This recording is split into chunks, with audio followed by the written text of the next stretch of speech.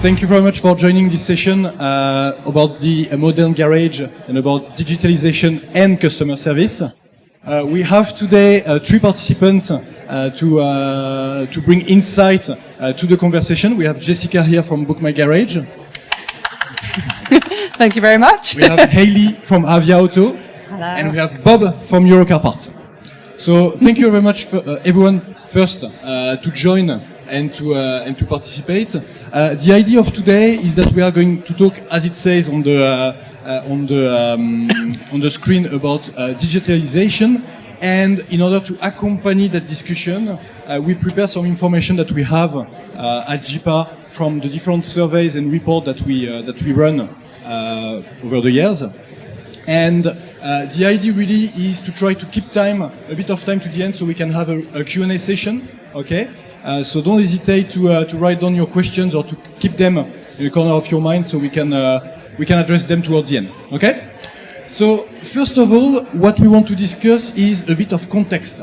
A bit of context here about the UK car sales that have been decreasing since 2016, which was the highest peak then, and has been decreasing consistently until 2019 to reach 2.3 million per year. And since COVID, we are talking about less than 1.7 million cars sold every year. It is going to be the same for 2022. We're hoping it will be better. It won't.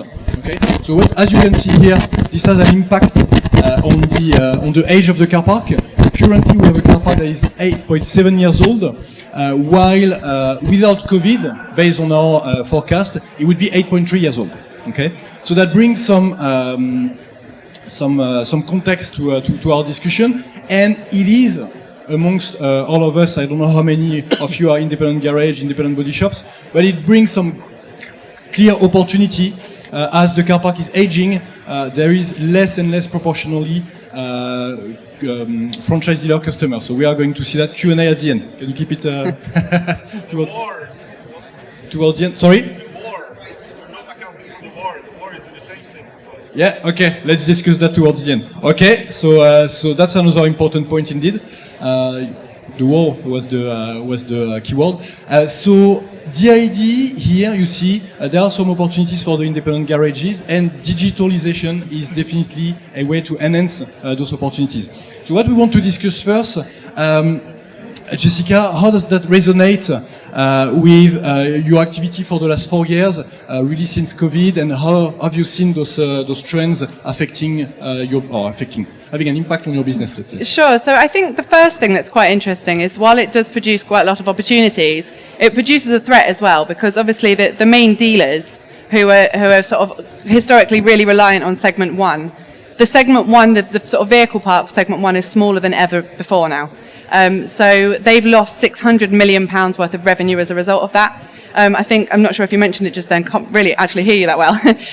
But there's been 30% less new cars registered. So that's why segment 1 is smaller than ever. Hence why obviously the vehicle park is aging so rapidly. But what that means is that the main dealers are now coming after segment 2 and 3, which has obviously predominantly been dominated by the independent sector. And so that poses a threat to the independent sector, because the main dealers, they're already online, they're already digitalized, and independents really need to make sure that they're online too and able to compete at that level, with winning those sort of segment 2 and segment 3 bookings from consumers who are online, increasingly so. And maybe we'll talk a bit more about that in a minute. Thank you very much. I think the other point that is interesting when you look at the average, here you only have the average 8.7 years old. The other point that is interesting is the fact that the share of 0-4 years cars, so that's that key segment, is shrinking. And if you look at it, back in 2017, 38% of the UK car park was within that bracket. It's only 27% in 2022. So there are 11 points loss, which account for the amount that you mentioned. Hayley, from your experience, from your garage perspective, from your workshop activity, do you see especially with the inflation, the increasing cost of living? Do you see more people crossing your doors that would have been usually, let's say, a dealer customer? Do you see this transition yet?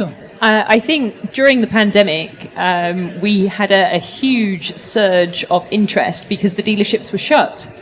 And in the independent sector, we had a phenomenal number of motorists that inquired to my workshop for the first time who had always been very loyal to their brand. And they'd always return to the dealer. There are some brands that their motorists are very dealership loyal. Subaru, Lexus, it's not uncommon to see a service book that has got 12 Lexus stamps in it or Subaru stamps in it. It's a very hard market.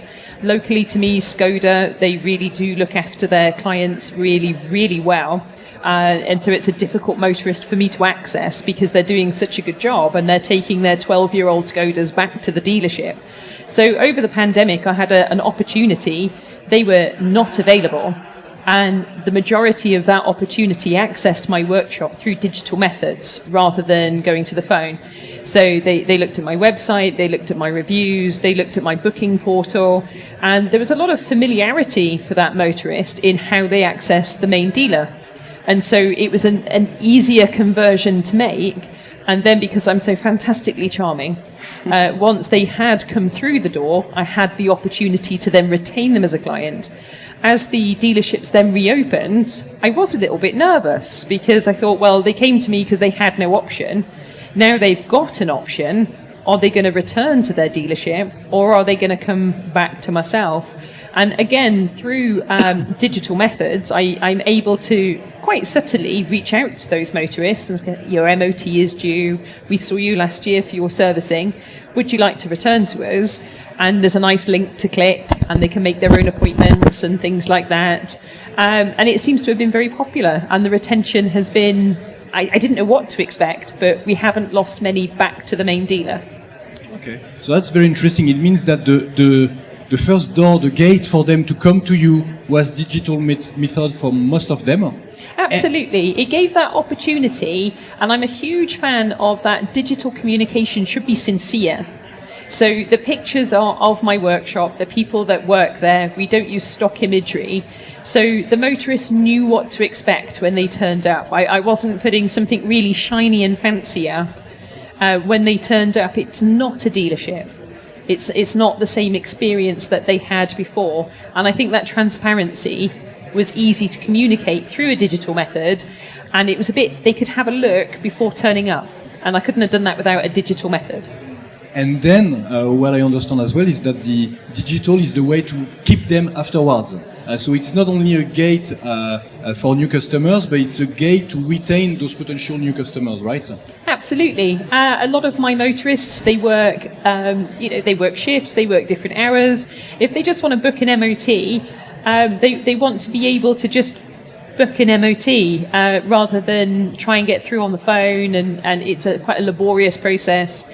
I think having this booking facility optimized for smartphones, looking at the data coming through, most of the people are accessing my digital resources through a smartphone rather than a desktop PC. Through age group, my older motorists are still accessing through desktop PCs more so, but pretty much everything is coming through a smartphone. And then in addition to that, the experience continues along the digital journey. We send the photos, the job sheets, the invoices, all get then shared with the motorist by a digital means. Having the estimate go to the motorist with a clear photograph of what's wrong, an explanation of what it is, how much it's going to cost, when they can have their car back. The conversion rate to sale has been phenomenal, absolutely phenomenal. Whereas before, you would phone and say, you need a pair of springs, you need some brake pads, I'll talk to somebody, I'll get back to you, you caught them off guard, it's not a great experience. And then when the invoice goes to the motorist, there's a pay button, which I love, because it integrates with my bookkeeping solution.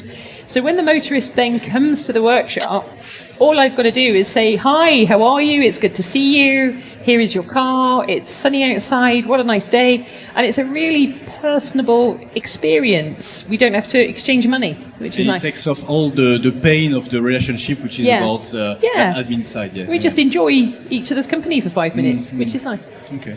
So Bob, when we see that opportunity really that is opening for independent garages, given the aging of the car park, how do you see why for you it is important for garages to have a more digital approach?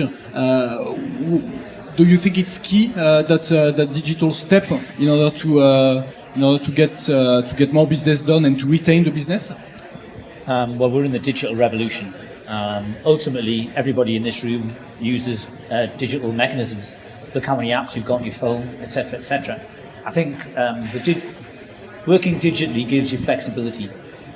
We've got a system called OmniPart.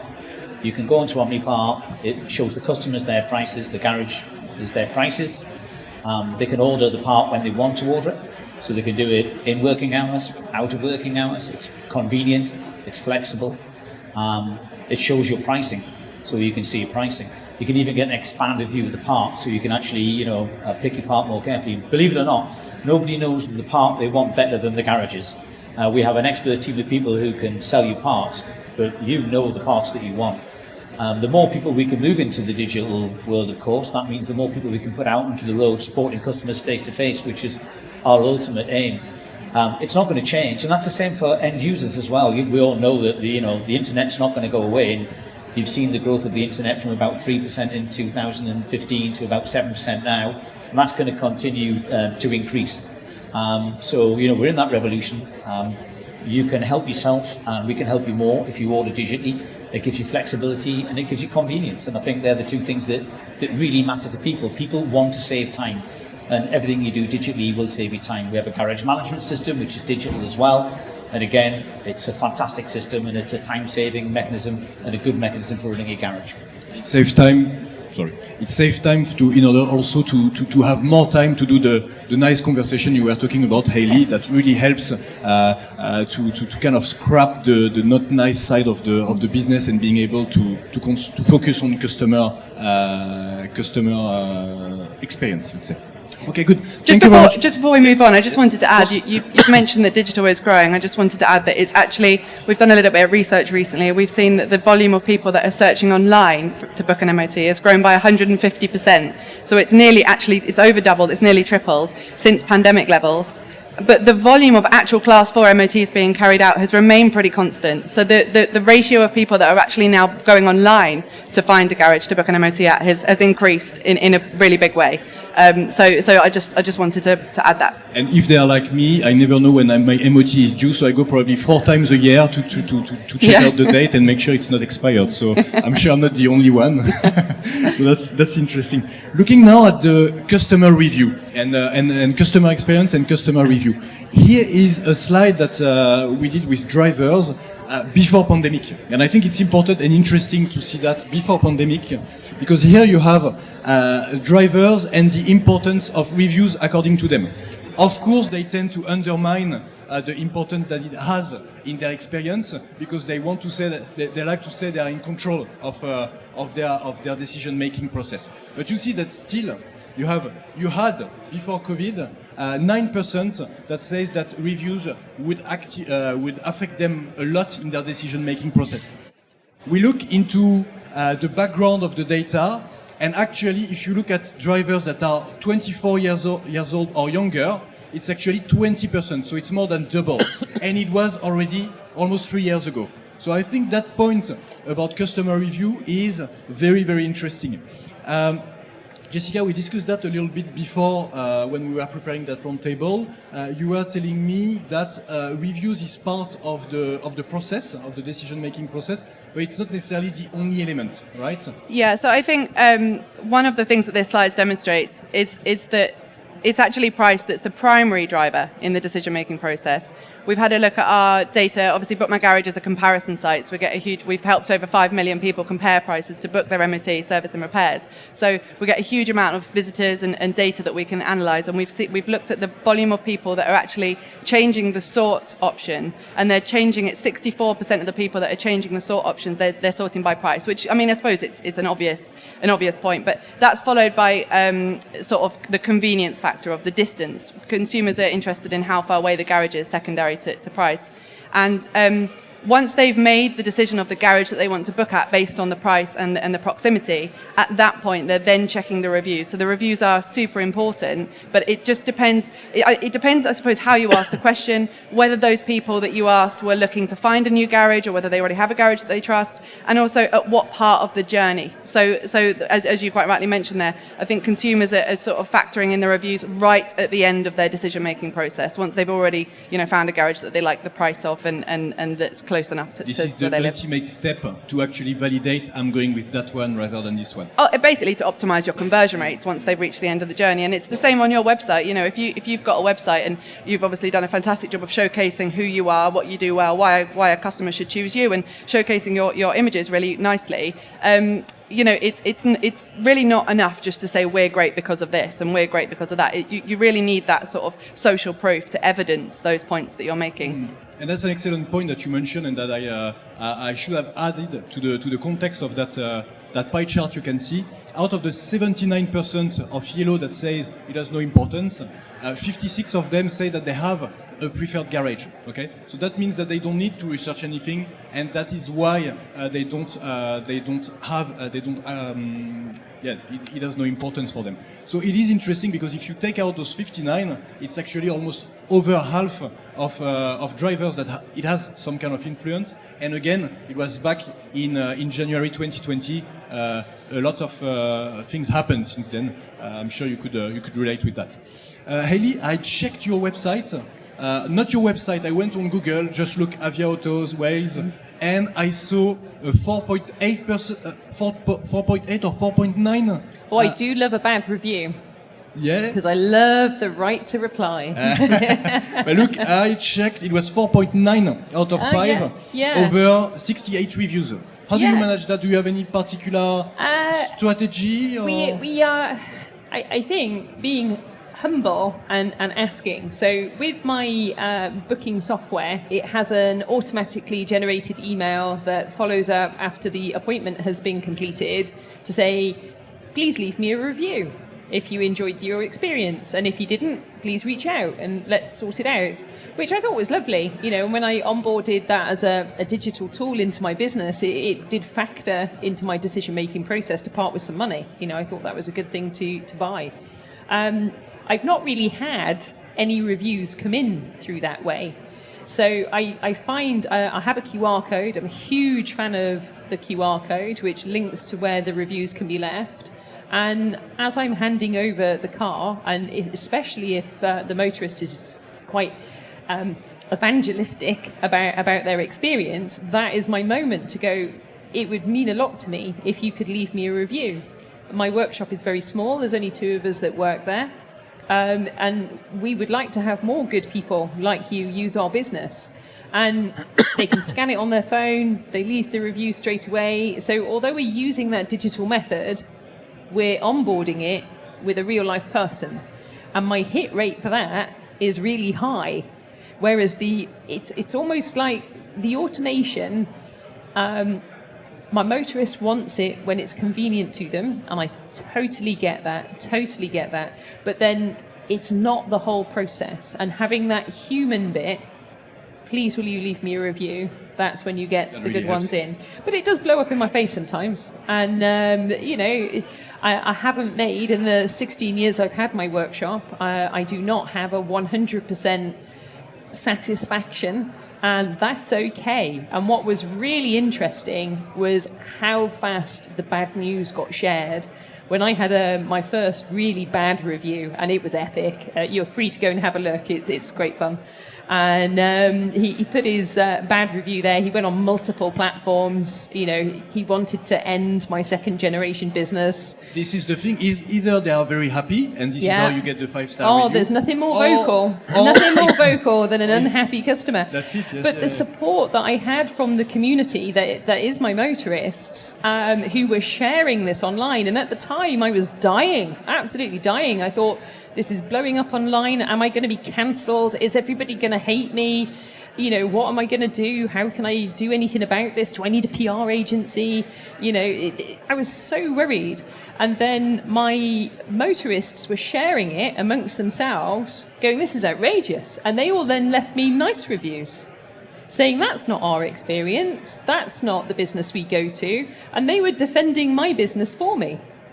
And they come to my business and pay me money. And there they were marketing it for me, which was just amazing. It shows really the strength of customer experience, and without having asked them anything to actually back up your. But that bad review put me on the front page of Google. I've got 87 garages to compete with in a very small area.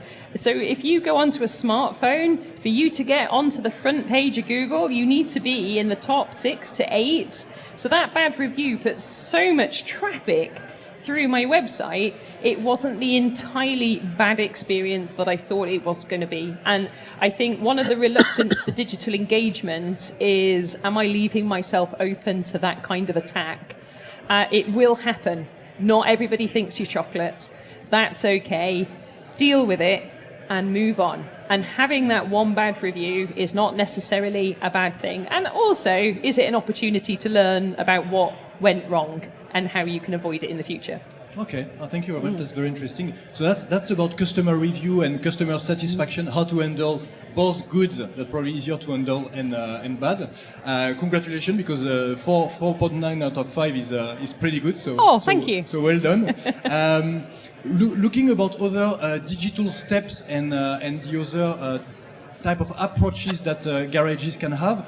Bob, what are the other, you mentioned online ordering earlier, what are the other, I would say, option, the other step that can be taken for a garage to have a more integrated, a larger scope digital experience, if you can say. Well, we've already talked about the garage management system, but we also, garages can buy into our fitted for me option, which means you can come onto our site and a customer can come onto our site and pick a garage which is listed there, and he can have something fitted. And sometimes that proves unpopular with the garages, but the issue is this, that even if you only want a pair of windscreen wipers fitted or a bulb fitted or something like that, you're getting that car to come to your garage. You've got an opportunity, you can charge the price you want to charge, you can book it when you want to book it, but you get in the car in. And if you get the car in, you can have a look at it and you can see, is there any other things that need to be done? So I think it's a great revenue earner for garages. And I think it's going to be a bigger business in the future, to be honest. So the fitted for me, just to be sure that everyone understands and that I get this right, you go onto the Eurocar part website, you purchase the part, and then you select the garage that can fit that part for you. Is that correct? And we will deliver the parts direct to the garage, and the garage will do the job, and obviously the garage have the car there. And the opportunity there is to decide how much you want to look at the car, so you can have a look at the brakes and see if they need doing. So it's an opportunity to get more business in. And there's always more business on a car, and we all know that. So it's an opportunity to focus on what a garage should focus on, which is selling their labor rates. And on top of this, getting people you wouldn't get into the garage, in the workshop otherwise, because they would be doing it themselves, they would go to another competitor or anything. And on top of this, that's potential new customer, which with a very well-oiled customer experience like Haley described, could bring some retention afterwards. I think that's the other thing, isn't it? If you get a customer to visit you once and they have a great experience, they'll come back. If they have a bad experience, they won't come back, of course, so it's up to you. And that's the same for us. I mean, we need to look after our customers, because if we don't, they won't come back to us. So it's the same for all customers, really. Indeed, okay. So that's interesting, because it comes back to buying the part online and booking basically a slot to get that part fitted, which is a good transition to our next slide, our next and last slide, which is about the percentage of drivers that booked online their last workshop entries. Okay, and here what is very interesting and what you can see is that there are some channels that are much better geared than others. I don't want to comment too much on that because I would like you, Jessica, to give your point of view on what you can see. I hope you can see it on what you can see without tearing your neck apart. And yes, especially that 3% of AMT, I think, is quite interesting given the opportunities on the market at the moment. Sure, I think this sort of supports what we mentioned in your first slide, doesn't it? That the franchise dealers are well geared for digital, and I mentioned that they're now going to be more focused on the older vehicles, the sort of 3 to 12-year-old vehicles, which, as I mentioned earlier, has been dominated by independents, and so. This slide here really demonstrates that risk. They're already well geared online, and that is growing rapidly. The volume of people searching online. So it's really important for independents to digitalize, and I think it goes beyond, as you've just mentioned. It's about being found on Google, and it's also about facilitating bookings online as well instantly. You said people want things now. They don't want to hang around. They don't want to fill out an inquiry form, wait for a phone call. They want to get it boxed off. It's a distressed purchase. It's not something that they're looking forward to doing. It's not like researching a holiday. So it's really important to take those bookings online, and also the transparency of showing that particular individual for their exact car what the price is going to be. It sort of instills trust, and it encourages them to book because they know exactly the price that they're booking and what they're booking in for. So I think so some of the ways that you need to be found online, as you've mentioned, it's really important to have a fantastic website. It needs to be showcasing, as I said, your garage, why someone should choose you over a different garage. But it also needs to be mobile responsive. 60% of our traffic is on mobile. You've said most of yours is on mobile as well. And it needs to be optimized for the search engines as well. And I think a lot of garages say, they talk about, but we've got a Facebook page, we don't need a website. It's actually not enough just to have a Facebook page. And I think, especially in this day and age, one of the main reasons for that is your Facebook page will only come up if someone's searching for your specific garage. If they're going online, going onto Google and searching to find a new garage, or they're looking for one of the products or services that you offer, your Facebook page is not optimized for any of those search terms, and it just simply won't come up. So if you want to be found by new customers on Google, you need to be optimizing your website for the sort of more niche local search terms more than the broader ones, because the broader sort of more competitive terms are going to be harder to rank for. You're going to struggle to outrank those sort of bigger, more authoritative websites. So you want to have a great website. You want to optimize for local searches. I really strongly suggest, if you're struggling for bookings, or if you want to sort of, try and grow this 3% up to even sort of 5 or 10% ideally, you should really consider advertising on Google as well, so that you can get to the top of Google for some of those really high volume search terms. And it can be a really cost-effective way, as long as you optimize the campaign for the right sort of target audience, the right sort of times of day, but also making sure that you're bidding on the keywords that are actually converting well and providing profitable work. And it can take a couple of months to get the optimization, where it needs to be, but it can deliver some really fantastic results. And you can tweak it, you can manipulate it, you can turn it up and down whenever you like. So that they're sort of my recommendations. Then obviously instant bookings, as I've mentioned, that would be my suggestion for how independent garages can sort of start to gear themselves up better for taking bookings online. And get the better of the opportunities that are rising. Taking market share from the dealers, or at least being having a strong presence. Okay, thank you very much. Bob, do you have any comment, advice for garages that do not have yet, let's say, a digital approach to their business? Any suggestion for them, a starting point, or where to start the thinking and how to implement that? Well, you could start with Fitted For Me, or you could join on one of our concepts. So our concepts have various digital opportunities. I'd recommend that. So we have video solutions, we have omnipart ordering, all sorts of various things that we can add into there. And the concept would be the kind of middleware for adding future digital solutions. So I would start to think about maybe joining the concept. I think that would be more important in the future. I don't get too worried about franchise dealers. First of all, independent garages actually give a better service than franchise dealers when you look at it in the whole. I think people think franchise dealers are great. Maybe they're not as great as people think they are. So I wouldn't worry too much about that. But I would get into as much digital activity as you can, and we're happy to speak to customers and give them advice and help wherever we can as well. And thank you very much. I think it's important as well, the online ordering. Hayley, you mentioned it's all about time and spending that quality time to build that loyalty with customers. We do also a lot of research with garages, and often we hear that every part equal one phone call in order to get the best price and the fastest possible the part in the garage. So that's something to rethink in order to be able to have that to afford that quality time with the customers. Okay, good. And Hayley, to a final point before we go to Q&A session. What would be your recommendation as a garage who already have done that? Where to start from? I think the amazing thing about the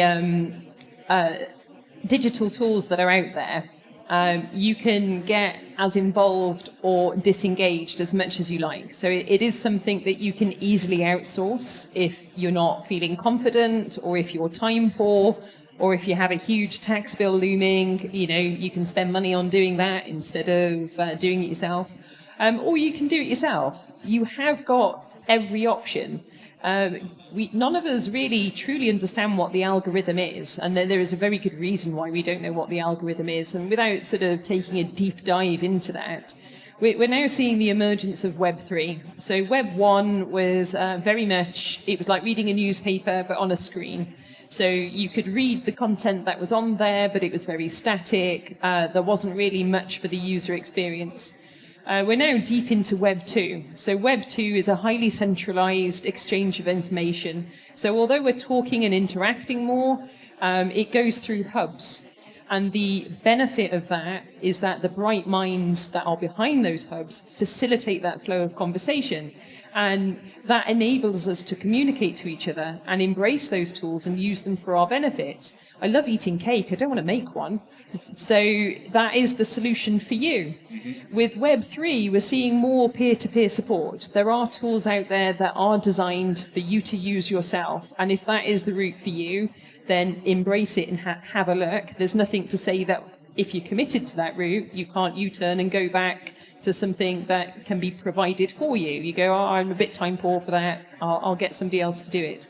But I think the most important takeaway is if you're not in charge of your digital presence, somebody else is. So people are talking about your business digitally, whether you're engaging in that conversation or not. So you're there. You are already there. Do you want to be part of the conversation that's already happening about you? Thank you very much. I think everyone is going to check to Google their business after that session. Thank you very much, all. I think we have time for a couple of questions. Are there any questions? Yes, there is one here. Hi there, it's Matt from GG Motors Autocare Manchester. I've got a big list, actually. I don't know how many I can ask for. First, I have one for you. Can you read that?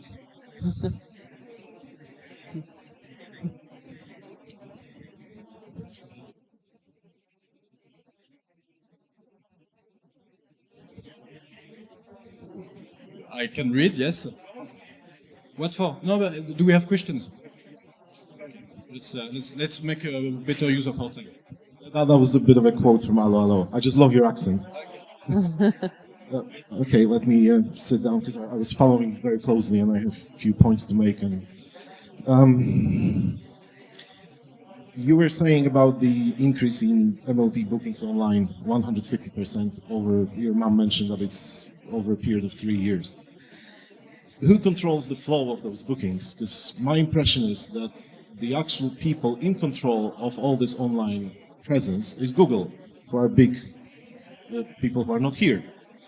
So imagine a situation where everybody's trying to optimize their online presence, and that will lead to keywords being more expensive, and eventually a proportion of our profit will go into Google's pocket just to compete between one another in Manchester, for example, who has the higher presence in Google.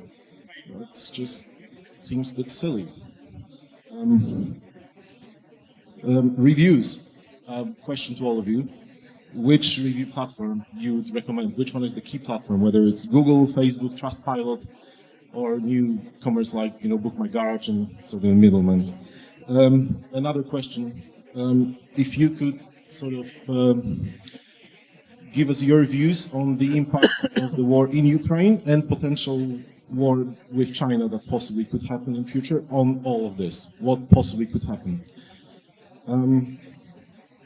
MOT reminders. Somebody mentioned MOT reminders. Why not stickers? Stickers worked for years, and it's on the front of your eyes. I find it highly useful. How to filter out difficult customers?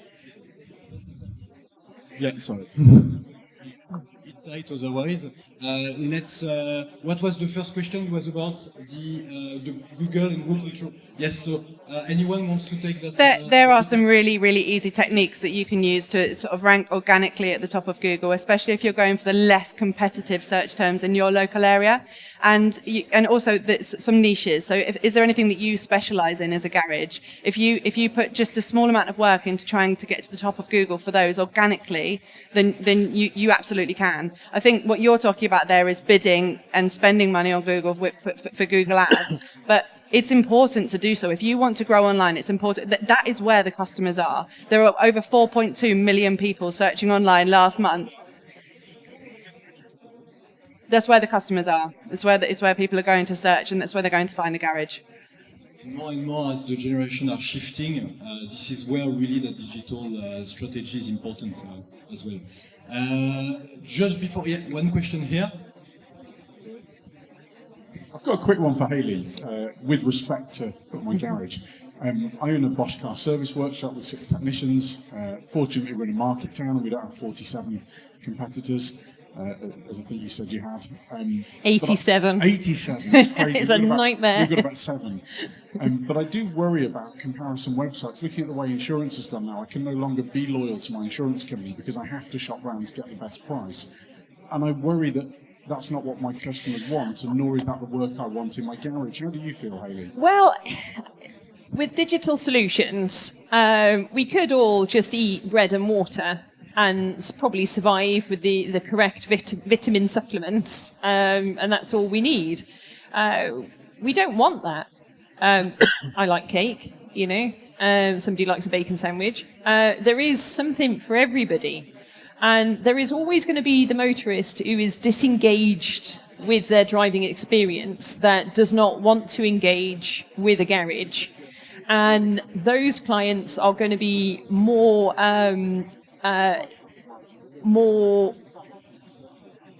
open to the idea of a comparison website because that is the only thing that they want to compare on. I don't know what brand my fridge is. There are motorists who don't know what brand their car is other than it's red. So with my workshop, I have highly engaged motorists who adore coming in. And I have open days and we have barbecues and I do training events for motorists. And then when they have children, I've been there long enough, babes in arms are now driving in on their own. So my business model does not suit in the same way. I can't really compete on a comparative website because my business model is slightly different. I'm engaged digitally. And if you've got a workshop that does not have a skill set in that area, this is a really great solution for them to get online. Because as I've said, if you don't have a digital presence, people are talking about you anyway. So this is a really good opportunity to get your business online. And if it works for you, remain on that website, or it can be an opener to your own website. And there's nothing to stop you using both systems. There is nothing wrong with your business being attractive to different markets. So my workshop, there's only me and Connor. We rattle around in there on our own, twirling spanners, living our best life. So it doesn't really take a lot for us to be booked up. Whereas if I had a business that I wanted to perhaps have multiple workshops and I wanted to have more staff, more ramps, more throughput, I'd have to look at my business model and look to see how I was going to grow that and reach more people. And these websites are one of those solutions towards that. I don't think anybody is saying that it's a one-size-fits-all, and nobody knows your business better than you do. And choosing the correct digital tool will be critical to your growth. In the same way we look to our motorists and go, okay, you're doing 7,000 miles a year, your average journey is 4 miles, why did you buy this huge diesel? You know, we see that with our motorists, and we can be prone to making that same mistake if we're looking at a tool that we're not familiar with. So it's a case of doing your research. Nobody is the enemy. We're all on the same team, ultimately, which is repairing cars and keeping them on the road. And it's choosing the right tool for you. I think that's a great answer. And I'd just like to add, if you don't mind, it's not just what I was actually about to say was we met with a garage earlier. They came over to thank us for the good work that we've been sending their way. They've just explained to us that they retain 90% of the customers that we send to them. So it's a new customer generation tool for them, and they do retain those customers. So I sort of second what you said there. And further to that, if they don't have good garages, they don't have a business model. Thank you very much. I think I'm sorry we are Sorry. passionate. No, it's good. It's the good final punchline. I think that's perfect. Thank you very much all for participating. And Oh. Thank you.